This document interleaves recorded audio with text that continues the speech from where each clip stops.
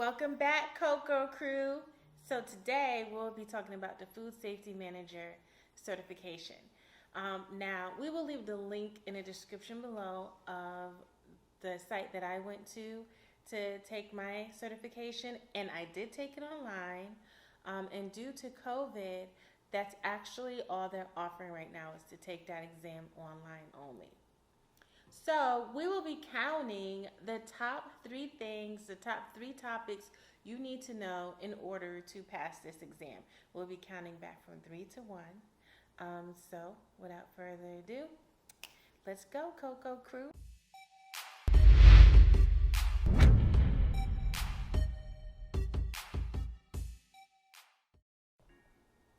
So starting with number 3. This particular part of the exam is worth about 15% of the whole test, and they're testing your knowledge on utensils and equipment in the kitchen. Now they're looking to see that you know exactly what you need to do with utensils and equipment, how to store utensils and equipment. So let's test your knowledge real quick. When storing food and dishes, how many inches must it remain above the floor? Is it A, 3 inches, B, 9 inches, or C, 6 inches? If you guessed C, 6 inches, then you're correct. There's other things that go along with it, like certain items must be bolted to the floor. We will go more into depth with that in another video. One of the many things they do want you to know is also with your utensils, when it's time to switch them out. How do you know when it's time to switch them out or when it's time to clean them?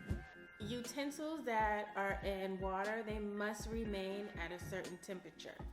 And most people don't know that. So I'm gonna ask you guys a quick question. What is the temp that your utensils have to remain in when it's sitting in water? A, 135 degrees Fahrenheit or higher. B, 125 degrees Fahrenheit and higher. Or C, 115 degrees Fahrenheit or higher.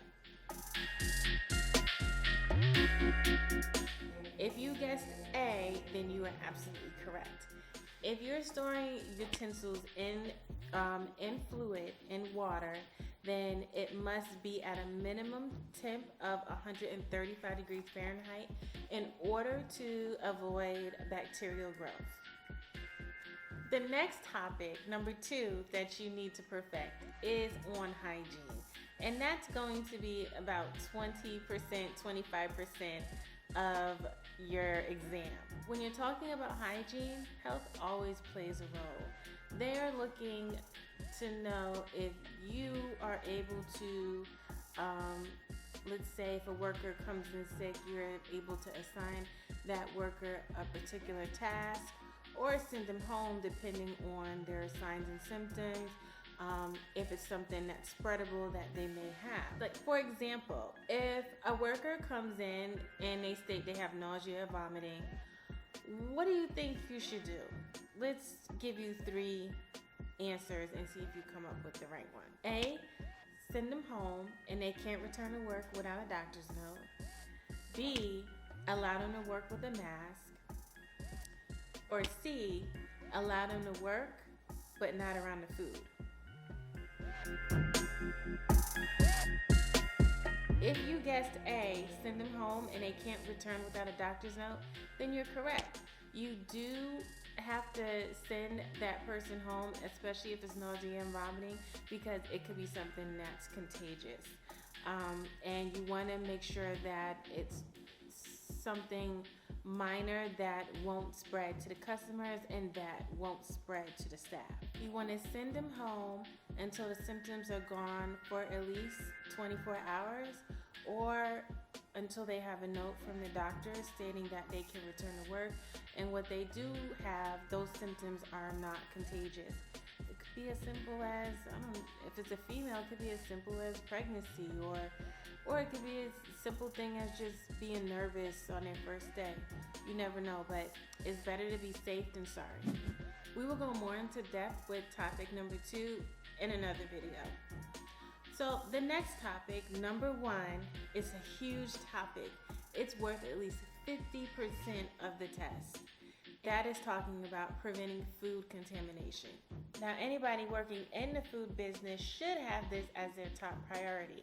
It's such a huge topic that we'll have to go more into depth with it in another video, but I'm going to give you guys a quick rundown of several of the topics that you need to know about. Let's start off with food temperature, safety, and danger zones, including preparing and holding items, how to properly check temperatures,